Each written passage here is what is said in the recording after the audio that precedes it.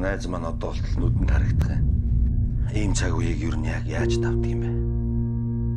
Дотн байсан хүмүүс нэгнээсээ явдаггүй юу? Дурсамжтайхан найз нөхөд мэд дотн аим.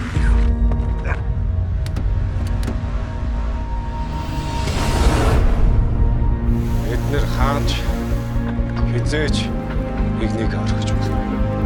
Энэ бол нэг баг байхын тухайд ярьж. Ойлгов уу? Онцгой байдлын газар мэдээ бэлтгэх том ажил ороод ирлээ. Манай ирчүүдээс хэн явах боломжтой вэ? Хөөш манайхаас тэгээ явах юм байхгүй мó?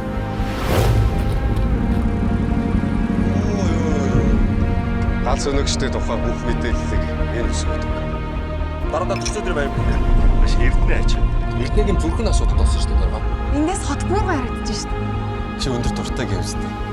Хөлдөө төмөс юм байх гэж бодсон чинь.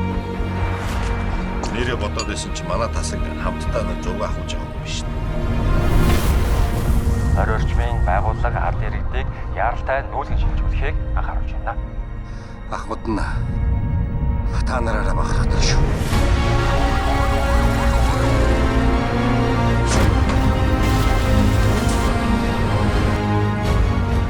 Үлчийн хүүхдийг яаралтай байна. Монгол улсын иргэн бий. Онцгой байдлыг асуудал ирсэн байгууллагад ажиллахдаа төрийн хуулийг дэглэх гэсэн үгээ үнэн шударга биелүүлж шаардлага гарвал амь насаар үл хайртан тэмцэхээр батлан хангалттай. Хангалтаас зөв Монголд хуулийн дагуу хариуцлагатай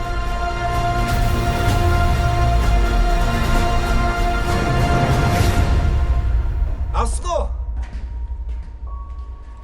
Доша!